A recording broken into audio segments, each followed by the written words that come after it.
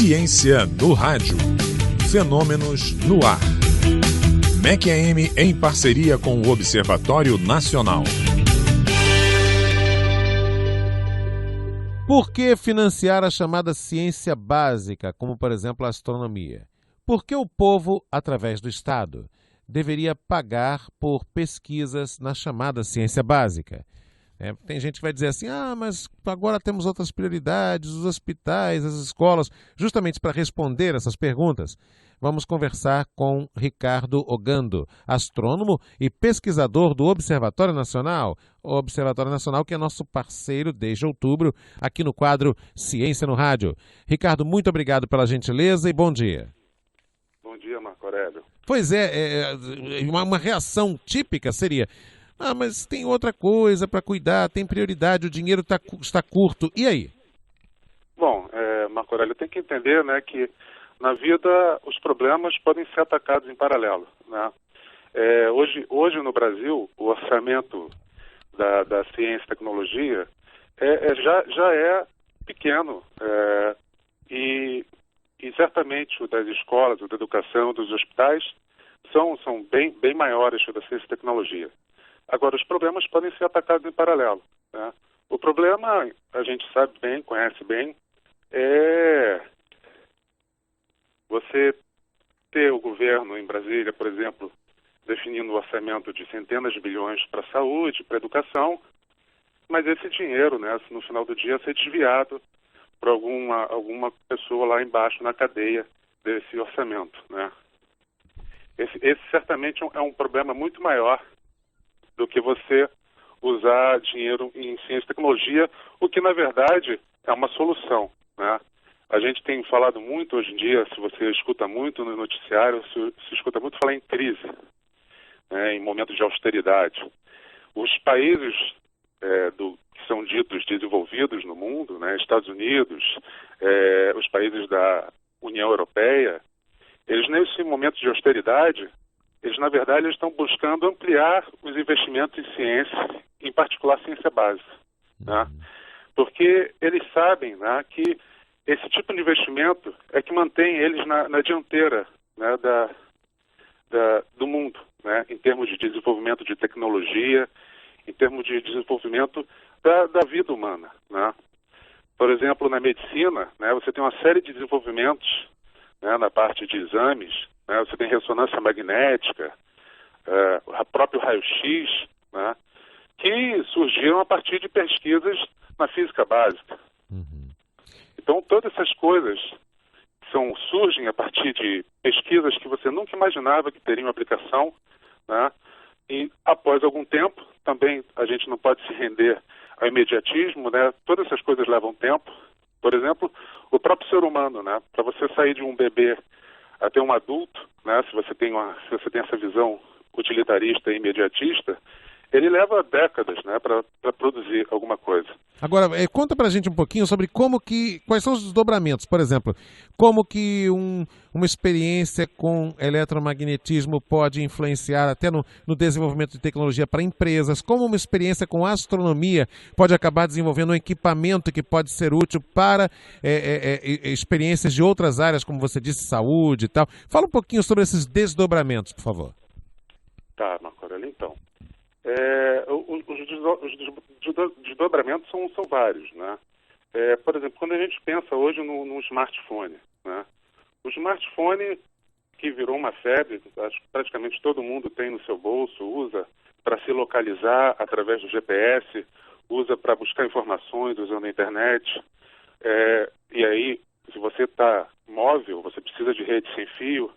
Todo esse tipo de coisa surgiu a partir de ciência básica. A internet é um exemplo clássico, que surgiu a partir da necessidade de pesquisadores em física de altas energias, né, ligados àquele que hoje em dia é o laboratório, lá aquele na Europa, o grande colisor de hadrons, né? Eles precisavam se comunicar, trocar dados, e a partir desse movimento que surgiu a internet. O GPS também, né, essa rede de satélites, tudo isso surgiu a partir de ciência básica. E agora, você não tem como prever o que um desenvolvimento hoje, né, vai gerar amanhã. E agora é importante salientar também que boa parte desses desenvolvimentos, né, surgiram a partir de investimento governamental em ciência básica, né? GPS, internet, redes sem fios. Um exemplo talvez mais aplicado da astronomia é que, como você sabe, a gente tem que estudar imagens, né? Então, o astrônomo é bom em analisar imagens de galáxias, de estrelas, analisar grandes quantidades de dados, como a gente falou aqui em outra oportunidade, né, dessa astronomia, né, astronomia eletrônica. Então, esse cara que trabalha, que tem esse treinamento, né, ele sabe mexer com computadores, ele sabe fazer uma análise estatística, sabe fazer uma análise de imagens, ele tem um treinamento especial, né? Você, quando está investindo nessa pessoa, você está fornecendo uma mão de obra especializada e altamente capacitada para o mercado, que vai ser produtivo. Isso tem acontecido muito recentemente na astronomia, por exemplo, e nas ciências gerais, né, básicas. Essas pessoas têm essa grande capacidade de entender dados, né, montar visualizações, interpretar resultados. Então, esses caras acabam indo trabalhar em empresas de tecnologia, depois de terminar seus doutorados, né? Eles vão trabalhar em empresas como, vou falar nomes aqui, são bastante conhecidos, né, para dar a noção do que são empresas de tecnologia, como Google, Facebook, né? Então, o investimento em ciência básica tem várias consequências positivas para a sociedade, né? Ela impulsiona empresas que estão na área de tecnologia a construir equipamentos cada vez mais poderosos, mais rápidos, né?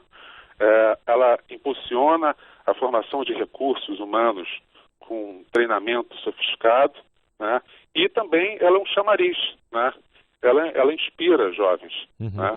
Como anda o financiamento para os projetos do Observatório Nacional? Hoje podemos dizer que são em menor quantidade ou proporcionalmente em menor quantidade do que eram, por exemplo, há 10 anos, ou não, isso está estável, as linhas de pesquisa têm tido apoio.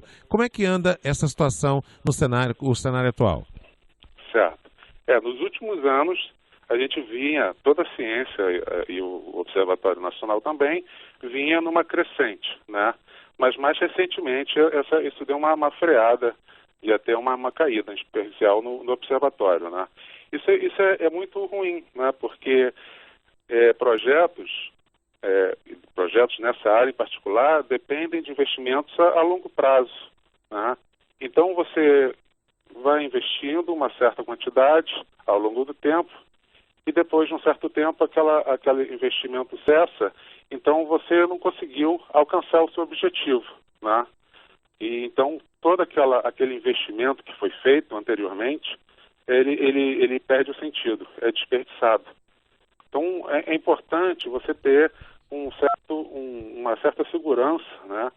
É claro que isso é uma coisa complicada na vida, mas é importante ter uma segurança nesses investimentos.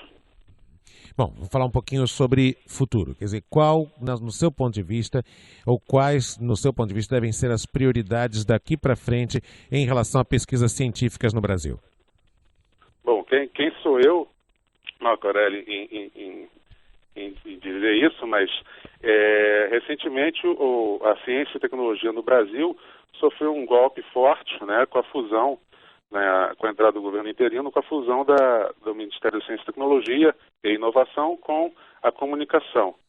E tem toda uma justificativa monetária, né, financeira, dizendo que tem redução de custos, o que não é super fácil de se provar, e também se levanta que a comunicação tem afinidade com a ciência e tecnologia. Na verdade, a ciência e tecnologia ela tem afinidade com tudo, né?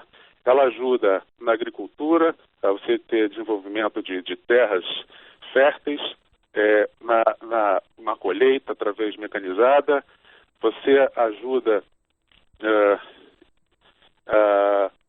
a indústria e o comércio através de automação, né? Então ela é dita transversal, ela toca várias áreas da sociedade. Então a partir dessa justificativa, você deveria juntar todos os outros ministérios com o da ciência e tecnologia. Mas isso é ruim, né?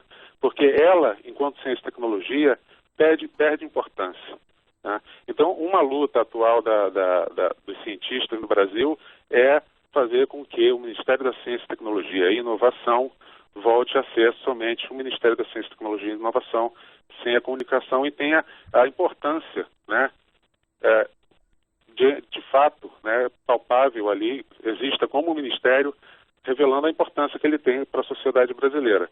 É um ministério que foi criado através de décadas de luta, né, foi criado aí por volta da década de 80, na verdade, mas antes disso teve a criação de CNPq e CAPES na década de 50, o MEC na década de 30. Então, ele reflete o amadurecimento de toda uma comunidade científica, né, que vem aumentando nos últimos anos a sua produtividade, o seu impacto, né, em todas as áreas do conhecimento, e que tem uma preocupação hoje em dia muito forte com a inovação, mas que precisa desenvolver outras áreas, né, do país que não a pesquisa e desenvolvimento. A pesquisa e desenvolvimento do país vai muito bem, obrigado. O que você precisa é reduzir certas burocracias. Se você quer abrir uma empresa, é difícil, né? Se você precisa pegar um empréstimo para abrir uma empresa, também é complicado. Então, esse tipo de ambiente reduz a capacidade de inovação no Brasil. Muito obrigado ao professor pela participação com a gente, por ter tocado nesse assunto. Professor Ricardo Ogando, pesquisador, astrônomo do Observatório Nacional, falando sobre a relevância e a importância do investimento na chamada ciência básica. Professor, muito obrigado, um grande abraço. Um abraço, tchau. Essa é uma parceria exclusiva da Rádio MEC AM com o Observatório Nacional. Ciência no rádio. Fenômenos no ar.